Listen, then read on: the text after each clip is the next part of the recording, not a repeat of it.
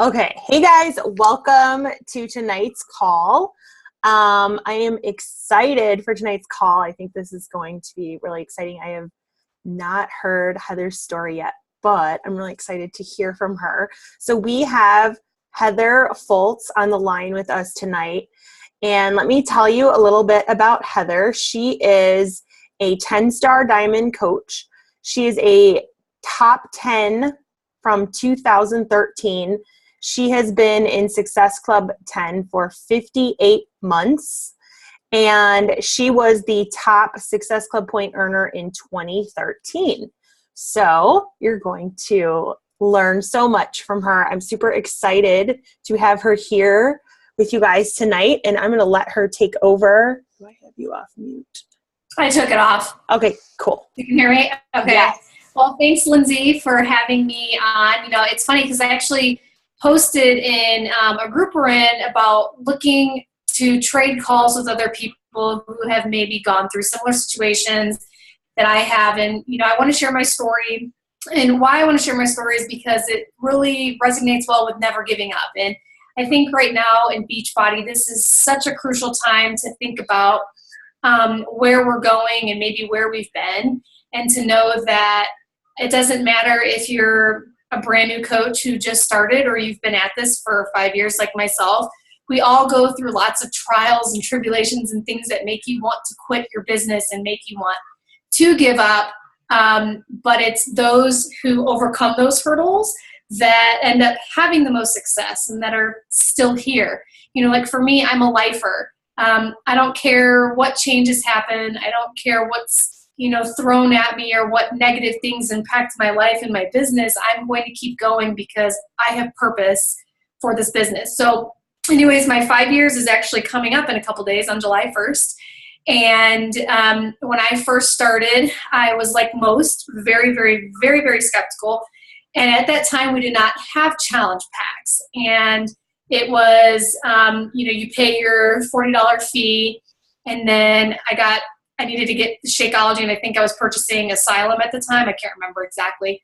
And when I signed up, my coach was kind of a flake. She, actually, she abandoned me, but I'll get into that in a minute.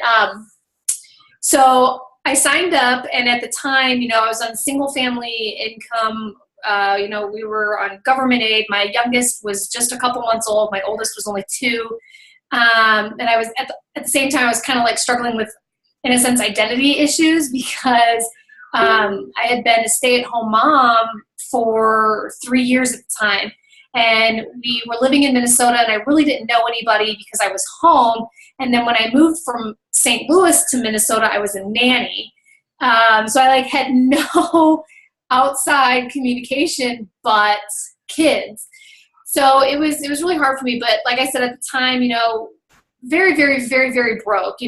Needing to make an investment even into myself was something that was just not going to happen.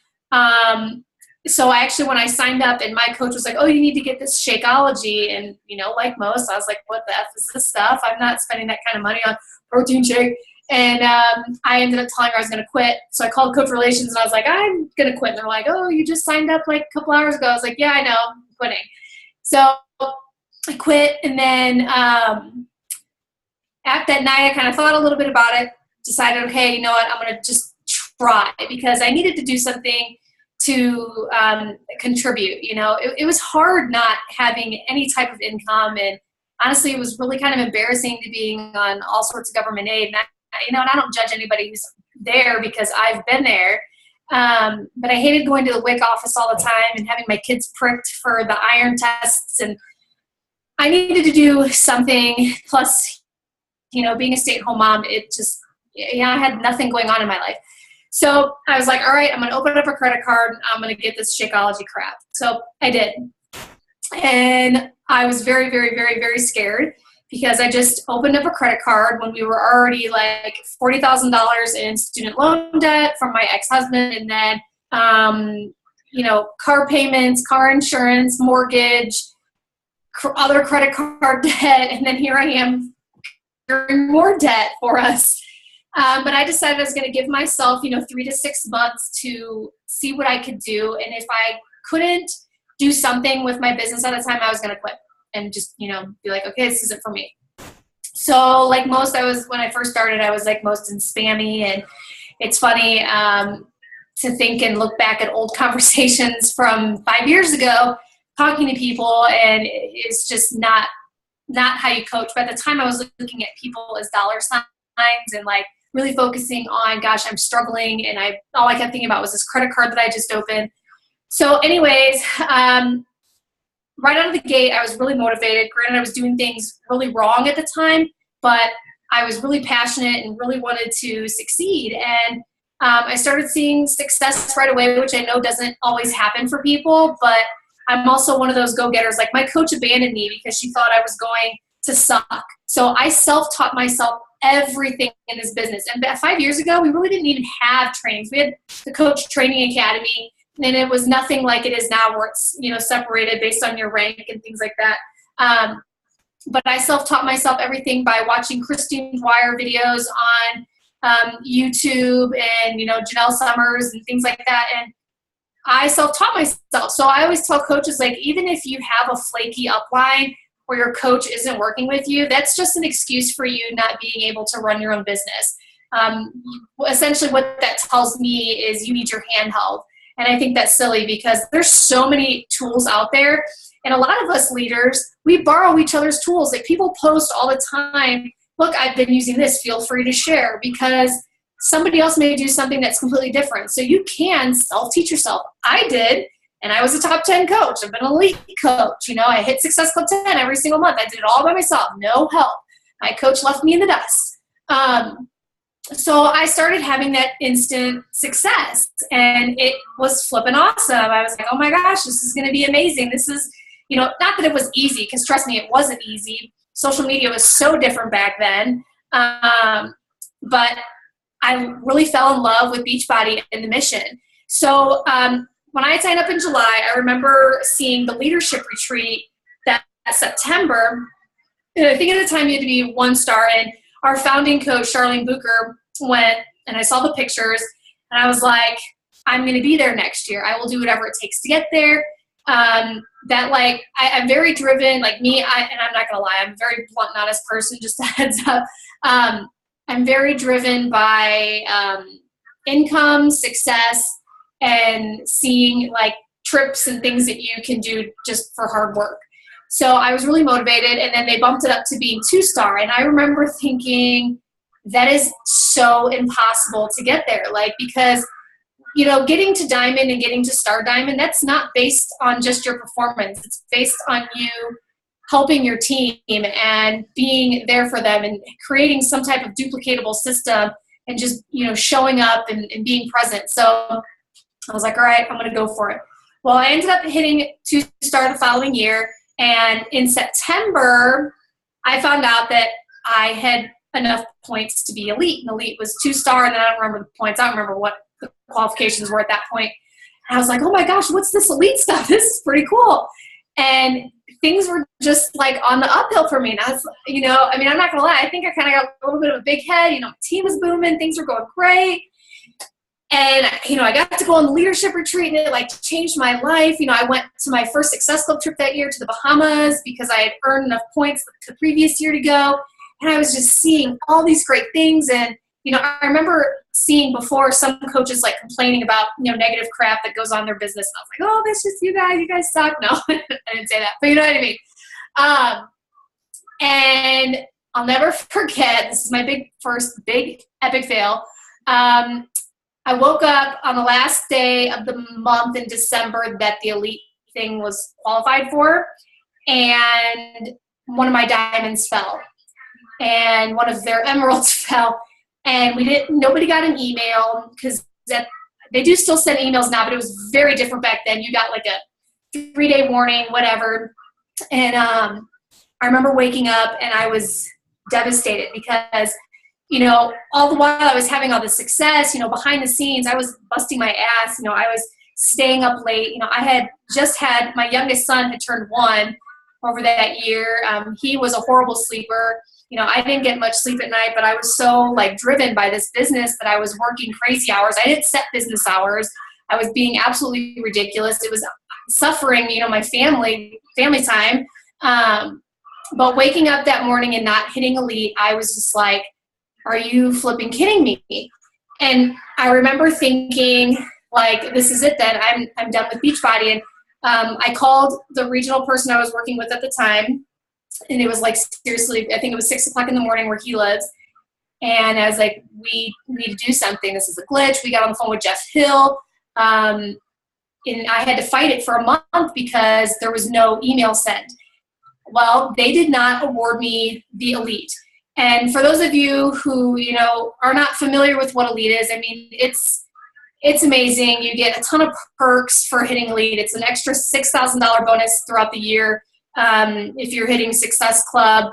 And you work really hard at it because it's not just you, it's you pouring your passion into your team and helping your team achieve their goals, and your team hitting Success Club, which can be very hard because not everybody signs up and wants to be a rock star coach or does good things with their business. They end up seeing it does take work, and they end up quitting because, no offense to Americans, but Americans are very lazy and they just kind of take the back seat. They don't want to work hard.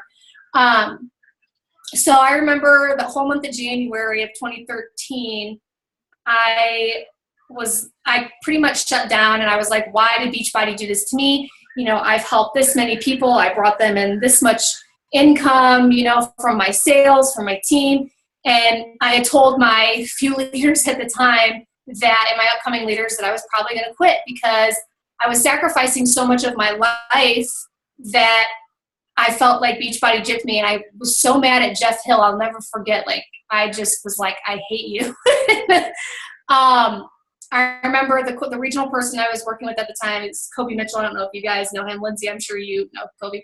The whole month he kept telling me, Heather, you're better than this, come back, make an epic story, because this will be something you can share. Failure is a part of it. Look at all these other people that have, gone through hoops and hurdles and fallen flat on their face, and, they end up coming out on top. And I was like, all right, I'm going to try. And then March, we had one of those Team Cup challenges in 2013. And I told a couple of my newer coaches, my coaches, and then a couple of Emerald coaches who joined my team. I was like, all right, I need this. Let's do this together. And my Cup team ended up coming out number 3 that time. And each one of them hit like 50 Success Club points that month, which is absolutely amazing because, for one, it shows that if you can hit that many Success Club points in a month, there's no reason why you cannot at least hit Success Club 5 every single month after that. And I went from 2-star to 8-star qualifying within that month. And I kind of realized, all right, maybe there is more to this than just the failure part. And I had to really realize, and that's when I kind of started digging into personal development too, to realize to not take big failures so personal. Because we all fail, we all get a ton of no's. We all hear people give their excuses, give their objections. And a lot of times we take it so personal. And I know I still do. Like, people I've been coaching for 3-4 years,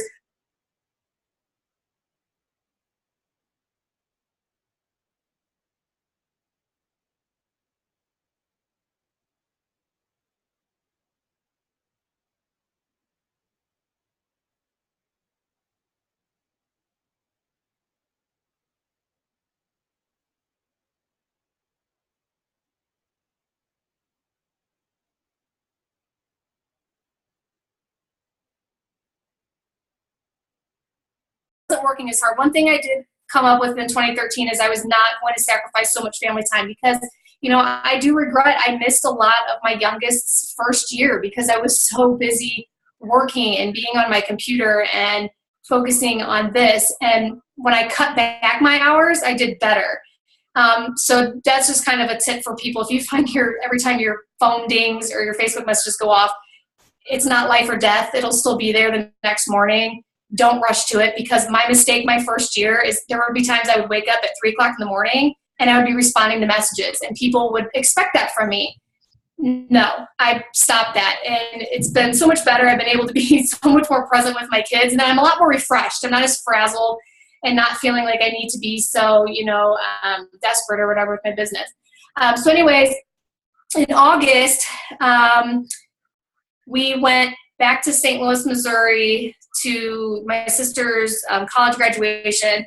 And it was the first time I'd seen my grandpa since the holidays because we weren't going home a whole lot. And he was just very, he was very incoherent, repeating himself a lot. And my mom had told me this might be the last time you see him alive.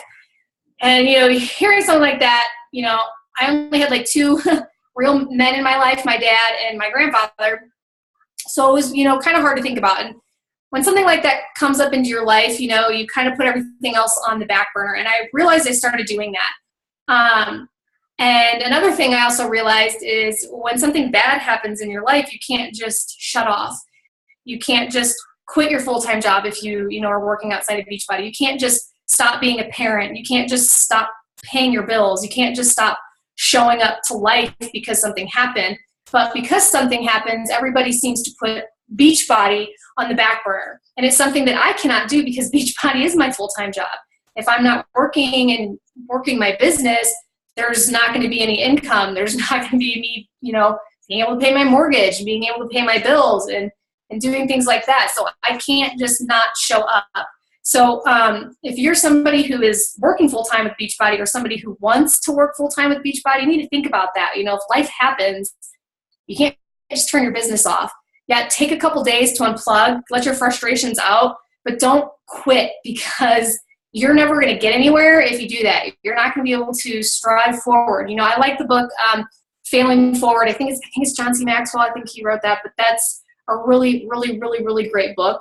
So anyways, so trying to remember where I was at. Okay, so I went home, saw my grandfather. He was very sick. And at that time, that's when I was starting to kind of let my business go. And, I was still hitting my Success Club, but I wasn't recruiting as much, and I just kind of didn't care. And I saw a decline in my income, and I was getting so many no's. And at that point, I didn't care anymore. I was like, I don't care. I don't care about your objections. I don't care anymore. And it was such a negative place for me. And it took my team and, other leaders to be like, you've got to snap out of it. Life happens. Things are going to happen in your life, but you can't put your job on the back burner. You can't. And that's why I just, shared that with you guys.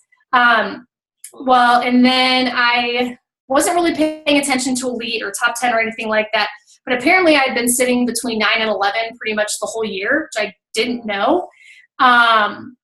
So in September, I think I was sitting right at number 10. And Kobe Mitchell and Arnaud were like, okay, we can push for this. Hold on, I think one of my kids is coming downstairs. Okay. It's close to their bedtime, so they may come in here, so I apologize. And they were like, okay, we can get to top 10. You're already there. Let's push for it. And that kind of was another motivating factor for me to kind of be like, all right, let's kick it back into my business. Let's do some good things. So I really started digging into my team and really, trying to help them. And then in November, right before Thanksgiving, my mom called and said, you need to come home right now. My grandfather's not doing well. We have him on hospice. And I was just like, oh, fuck. So we got on a plane next day, flew home, and my grandfather passed away that night. And that's the end of the year, guys. That was Thanksgiving. And when somebody who pretty much like raised you passes away, you're done. I was done. And I called Kobe Mitchell and I told him, I said, I'm not pushing for top 10 anymore. I don't care. Like, it's just Beachbody. And he again reminded me, he's like, same thing I said to you guys, Heather, this is your full-time job. Would your full-time job let you just take off for a month? Would your full-time job let you go into hiatus? Would your kids allow you to go into hiatus? And he was right. And I was like, you're right. I need to still keep going. And my team was great. A lot of them helped me step up, but it was one of those points that I wanted to quit and, give up on myself and give up on my team because I was going through something so traumatic. And I know my grandfather wouldn't have wanted me to quit. So I pushed really hard the rest of the year for him, and I ended up hitting top 10. I was number 9 at the end of 2013, which I honestly, to this day, I still don't know what kept pushing me. And I think a lot of it is to think about, why I became a coach to begin with. And, my kids, my family, what I needed to do for them, because we're getting ready to have a really bad storm here too. I don't know if you guys can hear that. But, I'm sure you guys can resonate with some of this. I've got a little bit more that I want to share with my dad, but I know you guys have probably all gone through something life-changing or something negative that's impacted your business, and it's probably made you guys want to put your business on hold. But you have to keep reminding yourself, okay, why am I here? Whether it was a coach that quit, or you dropped rank, or your income went down for 1 week, or something happened, it's going to happen. People don't get that overnight success. They're not going to continue just doing this all the time. You guys will go in waves. You will have slow months. I can tell you right now, 2016 has been hell for me. Like, oh my gosh, my recruiting is, I am getting nowhere. But like I said, I'm a lifer. I'm still going to do my 4 vital behaviors every single day. Still going to show up to my team because you know what? It's just a slump. I'm going to get past it. Everybody's going to get past it. So then 2014 came around. This was my shining year. This is when they celebrate, elite and, being top 10. So it was a really good year. I had been doing really well. And then in April, my dad got diagnosed with stage 4 lung cancer. And I was just like, is this shit happening again to my life? And my dad was a heavy alcoholic his whole life, smoker, and it was very, very hard. And I still, at the time, I still putting in everything with Beachbody, but I told people on my team I'm not going to be as present because I was traveling a lot from St. Louis and I think, were we living in Denver at this point? I think I had moved to Denver by this time. And I need to be there for my dad. But I was still working. I was only maybe doing my power hour every day, but I was still showing up to my business because I constantly was remembering I can't quit. I can't give up. I have to do this for my family because we were going to start building our home and I needed the income. So a couple weeks before the top 10 trip to Italy, my dad fell and got put on hospice. They couldn't help him. They knew, there was nothing he was going to be able to do. He was going to die very soon. So I decided a week before the Italy trip that I was going to fly home, let my dad be with my kids, and spend some time with him. And I remember my dad kept telling me, because I was like, I'm not going to end up going to Italy. And he's like, I don't care if I die the day before. He's like, you have to go. You earn this. You worked really hard. And, who can really do something like that with something so tragic that happens in your life? Well, it's like my dad, he waited. He waited until he got to see his grandkids one last time. Because he had the day before we flew out, he had a really bad day. They didn't think he was going to make it through the night. And then the day we flew out, he had a great day. He was up. He was moving around.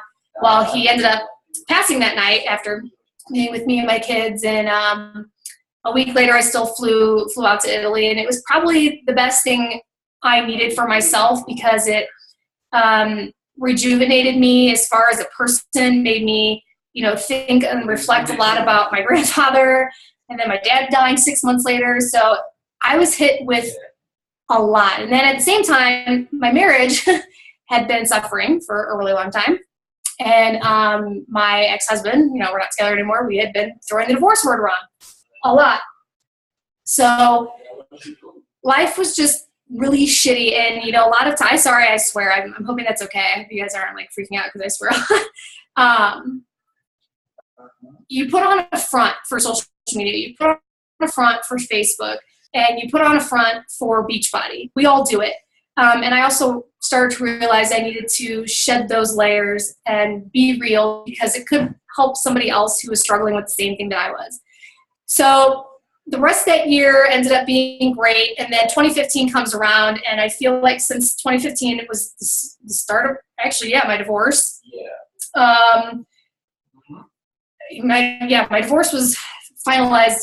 Yeah. So I'm just trying to place timeline here stuff. But I was going through so much internally that it was just, I kept taking it out on Beachbody. And I'm sure you guys do that too. Maybe not, but a lot of people, you stop, You don't really care what other people have to say. You don't really care what other people are wanting to do. And you just don't have time for the excuses. But it really goes back to that why you're here and why you're present in your business. And then here we are, today, 2016. And like I said, this has been a very crazy year. And I know it's not just me. It's a lot of teams. It's a lot of leaders. Lots of changes with social media. We're trying to figure out new things. We're getting all these things thrown at us. And, my coach cancellations within my organization are really high. It's just everybody keeps having this ridiculous excuse. It's, something in my life came up. And I want to throw back to them, hey, my grandfather and my dad died within 6 months of each other. I didn't quit. And I always throw out the example of, would you quit your full-time job? Would you quit being a parent? Would you quit doing all these other things because something happened in your life? And the answer is no, you're not going to. So if Beachbody is where you see yourself going, if Beachbody is something that you see retiring yourself or retiring a spouse or paying something off, then you need to stick with it through all the hard times. And what is great with social media is you can share those hard times on Facebook with other people, even though you may not want to. You may not want to be that real and raw and vulnerable. I can't tell you how many people I've reached. I suffered with binge eating disorder through all this crap as well. So I've had so much going on in my life during these 5 years. And when I sit back and think about it all, Beachbody was kind of a little bit of my savior with it all. It was my positive place I could turn to. I could share my story with others, have people who would message me and relate and, thank you for sharing that. I don't think I'd ever be able to do that. But this is what's going on. Because, again, this is a people business. It takes time to build those relationships. And the only way you're going to be able to do that is if you are raw and vulnerable and real and share your life with other people. You don't have to get down to the very last peel of your life and share everything. But that's what's going to help make you stand out from other people. And it doesn't matter how hard it gets, how many no's you hear.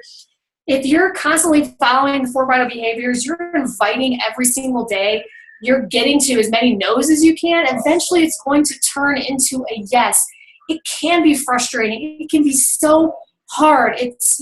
I take things so personal, especially if one of my own personally sponsored coaches who I have poured hours of time in, or a diamond coach of mine, quits. Like, I have a star diamond coach. She had to move to Barbados. Her husband is a Marine. So she's in Barbados, and she messages me like, well, I don't know if I'm going to work Beachbody anymore. She's been with me for 5 years. And I'm like, are you kidding me right now? I cried for like 2 days. And I've known this girl since middle school too. So it was like a complete blow to my face. But you guys, life is going to happen. And as long as you're showing up every single day and you're doing what you need to do, no matter how hard life gets, you will eventually come out on top. It's being patient and letting life run its course. Because it's like, for us girls, do you remember middle school when we're 12 and 13 and you had a fight with your friend and, oh my gosh, the world was ending? Oh my gosh, middle school is awful for girls. I remember my sister too. I wanted to kill her. I was like, oh my gosh, this will pass. She's like, I can't go to school. My friends hate me. It's the same thing, guys. We will get over it. We will get over it together. Lean on each other. With someone you can share ideas with. But keep the positivity, lift each other up, because that will help you get through the negative times that come into your life, whether it's Beachbody negativity or life negativity. Like here I am, got 2 kids. My boyfriend and I are 30 weeks pregnant, expecting my 3rd. This pregnancy has been like the most hormonal pregnancy I've ever had in my life.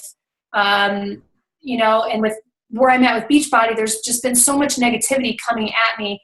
But I look on the outside and I look at the positives, like, but you know what? I helped this one person today, or this person is joining my child group. There's some positive. I'm going to inspire this person. Maybe this person, to other pregnant moms who don't want to wear a bikini because they're pregnant. I'm going to post this because someone else may do it because they saw my post. So I don't know. That's pretty much a little bit of my story. A lot of failures, a lot of life happening, but I didn't give up and I kept going, and I'm going to keep going because Beachbody has purpose in my life. It's changed me, and here I went from nothing to being single family income on all sorts of government aid to able to pack up my crap, move to Denver, Colorado, and build my dream home. And I have zero debt but my mortgage. And never in a million years, I know it sounds so cliche, but I never thought I'd be able to do that, pay off $40,000 in student loan debt, pay cash for a luxury car. Like, I never thought I'd be able to do that. And it's because I overcame and kept going. And if I can do it, anybody else can, because I am a nobody. I'm a stay-at-home mom, just fell in love with something. So that's pretty much it, Lindsay. Thank you so much for sharing with us. Do you have a couple minutes if they have any questions? Yeah, of course. So if you guys have any questions, you can either unmute or type in the chat. So you went from working like constantly to now you're on a business schedule, a business. Yes. Yep. And that actually helped you. Yes, because I found when I was working way too much, I was so stressed out all the time because I had that constant feeling if a message would go off and if I didn't respond right away, that person would abandon me and go to someone else. And that's the exact opposite. And it ended up being that people, like I remember my fitness group, I was living in the central time zone before, and I'd have my East Coast people up at 6 o'clock in the morning. Why isn't Heather posting and tagging me and all this stuff? And I'm like, it was just so draining. And I ended up hating myself. And I was like, and it affected my family. You guys, in that first year of my son's life, he would sit on my lap while I would type for hours. And it makes me emotional to think about it, because it's like, that's not how I wanted to live my life. That's not why I wanted to do Beachbody. So yeah, I saw some questions pop up in the chat. Yes. How do you share embarrassing things? I am probably the most real and raw person. Like, I'm known as the keeping it real post. People either love me or hate me, because I will be so brutally honest. And that's just what I do. I am brutally honest. You just share it. Like, I posted something the other day about my pregnancy and poop. Like, I don't care. Speak from your heart. Like, if you've got something on your mind, like, I don't know if anybody ever journals or anything, but just start typing it out. Proofread it, obviously, but how do you share it? You just do. You got to let that wall down. That's one great thing with social media is, in a sense, you're kind of hiding behind a computer screen. You're not sharing it on a microphone in front of other people unless you go live. And I'm hilarious live because I just am all over the place. But, you just do it and you let that wall go. And I can't tell you how liberating it feels, because, I remember first time I started sharing life experiences and things, getting that first message of like, wow, thank you for sharing that. It makes you start to feel better every single time, because you related to one person. You didn't look like this, crazy person or whatever. So. Okay. Can you elaborate on how you went from 2-star to 8-star 8-star qualifying in the month? It's not so much me. It's the coaches on my team. All I do every single day is I share with my team. I post my daily accountability. I'm asking, what did you guys do today? Checking in, like talking to them about their goals. That's one thing that I used to do, is put my goals on other coaches. Like, I'd be like, I want you to get to Diamond. No, it's not about me wanting to get to Diamond. It's showing them the value of what it means when you get there and sharing that with them. I would be sharing, okay, like this is my personal development today. What are you doing today? Are you inviting? And getting to know their own personal goals, because if their goal is to, like one of my newer coaches, she ran out of the gate amazing. She hit Success Club 10 in like 3 days of signing up to coach. And I did not expect that from her. I thought she was going to not do very well, because she complained a lot before she became a coach. And I was like, oh, she's going to be just one of those. But she ended up doing great, and she's someone that I check in with. So if you have a runner on your team that you know what their goals are, when you check in one-on-one with them and you're like, how are you doing this week? What have you been doing as far as activity-wise? How many people have you invited? Did you get somebody into our sneak peek?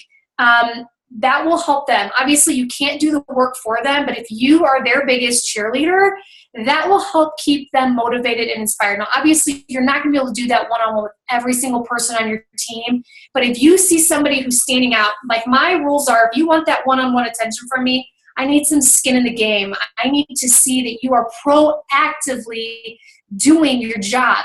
I've had coaches who will come and go, can you please work with me now? And I'm like, look, woman, I can't now. I've got too big of an organization, and I need to put focus and energy on people who are going to run with it, who aren't going to be on this high horse for a week and then quit for 6 months. And I don't mean that to be mean, because it's just the truth when you see that pattern. So you need to run with those who are willing and ready to put in the work. And I give my coaches, 30 to 60 days to show me skin in the game. If I have a coach who signs up and can't even go through a 7-day training, I'm sorry, I cannot focus all my attention on you. I can't. Because one, you're already showing me that you're not ready to show up. And by you guys being on this call tonight, it shows you're showing up, and that shows you're putting skin in the game. And that's a huge, huge deal. So really run with those who are putting skin in the game. But at the same time, when you see some coaches kind of back off, I don't want you to fully ignore them. Like every, probably once a month, and I do this, I will go through every one of my personally sponsored coaches, and this does take me almost a full day, and I will personally message every single one of them just to check in, because I want them to know that I am still there for them, even though I may not ride their butt, because I'm not a micromanaging coach. I'm never going to be like that. It's like, we have the tools laid out for you. If you need me, you can reach out to me, but I will check in just to see. And sometimes that will re-spark somebody and they will run, but that's pretty much it. Again, it's not me. It was them wanting to run with their business, and then me just helping them and cheerleading them along the way and making sure that they're focusing on the activities that they need to succeed. So I hope that helps. Yeah, I think maybe to add to that, would you, I think you might have already kind of answered this, but so you worked with the willing, and you probably had others who maybe said they wanted to go and hit this rank and then nothing. Yeah, I do. I get a lot of coaches who will like hit Emerald really quick and then they're just like finished. And, I'll still try to help them push them. But once they start, you'll know, you're going to see those people who back off, and you can only push somebody so much. They have to want it. And that's why, like, a lot of times I'll do like little pushes with my own personally sponsored coaches. I'll set up 10-minute power calls, but they have to have requirements. Like, I need to see, you need to fill out a business activity tracker for me for 2 weeks or something, because I need to see skin in the game, because I don't work with just my personally sponsored coaches. I work with anybody in my organization, and that takes a lot of time. And if I see a coach that ran and then hit a wall and then just stopped, of course, I'm going to reach out to them, see what I can do to help them and let them know I'm there for them. But at the end of the day, it's going to be up to you. And I guess for me, this is where I maybe suck in leadership. I self-taught myself everything in this business. I did everything on my own. And, for those of you who are on the 5-star wall or, are not there, that group is primarily peep coaches who did a lot of this business on their own. And it shows a lot, because success has to come from within. They have to want it. You can probably have all the best training in the world and still be a horrible coach because you're not putting skin in the game and you're not wanting to do it. So yeah, that's kind of, well, that answers. That was great. I am similar to you. I come from, same thing. My coach abandoned me. She's actually canceled now. She's long gone. Okay. So anyone else have any other questions before we let Heather go with her family? Hold on one second. Rylan, you cannot have anything to drink though, so you may not want to eat those. You cannot have anything to drink because I can't have you pee in your bed, okay? Sorry. If he drinks anything now, he'll pee in his bed. What? If you eat those, you're going to want to pee. Okay, you can eat that, but you cannot drink any more water, okay? Thank you. Sorry. He still pees in the bed if he has anything to drink after 7. It's 7:40 here. Oh, nightmare. All right. Well, it looks like we're good with questions. I don't see any more popping up. So thank you so much for sharing with us, especially going through the season we're going through right now as we're trying to figure out what's going on with social media and everything. And we are about 30 days to Summit, you guys. So that's exciting. Okay, I think that's it. Thank you so much again for doing this for us. We really appreciate it. Thank you. And I hope you guys have a great night. All right. And this is recorded, guys, so I'll get the recording up for you. Thank you. Bye.